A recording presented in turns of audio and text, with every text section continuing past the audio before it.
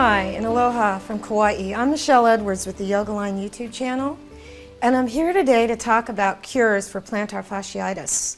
This is an epidemic in the U.S. affecting young and old people, and I'm looking at it in a different way, though. I think a lot of the cures and the approaches to plantar fasciitis aren't considering the global nature of the human body.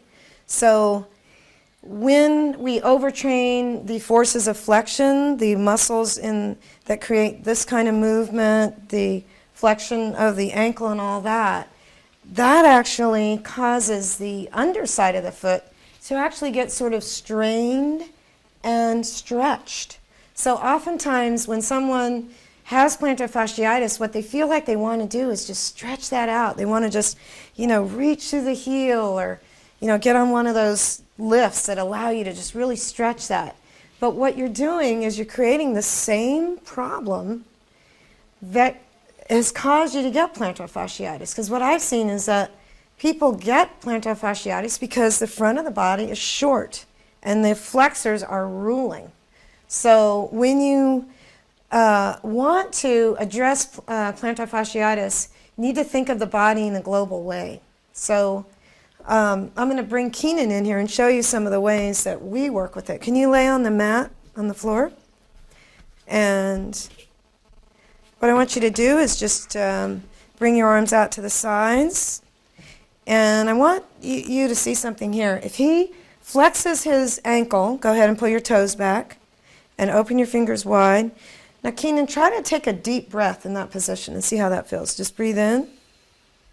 Okay, so the breath was pretty short. Now go ahead and put your feet in more of an ankle extension with the toes extended too, kind of like the gas pedal foot. Now go ahead and breathe in and see what happens. So the breath was almost 3 times as long just by changing the foot position. That's the only thing we changed. So why is this important? Because when we do ab exercises or sports that shorten and tighten the belly, that creates the forces of exhalation. When you exhale and you go, you pull the belly in, that's flexion. That's what we're training a lot in ab work. So if you have plantar fasciitis, you need to retrain your breathing habits and make sure that your abs are not lengthening or are lengthening as they contract. So I'm going to explain that a little more.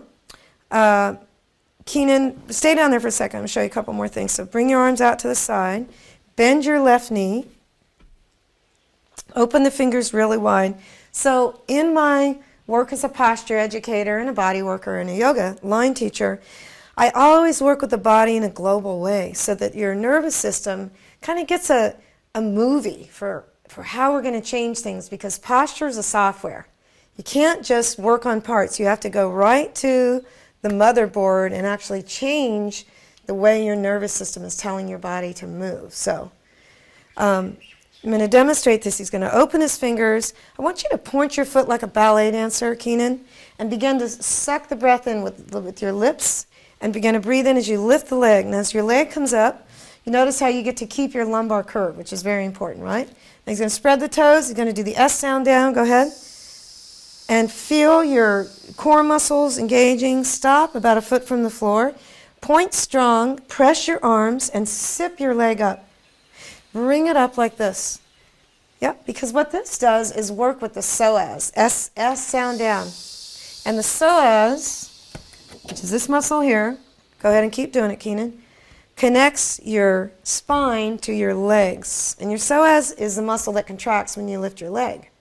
And it's also connected right to the diaphragm. The psoas is like the root of the diaphragm.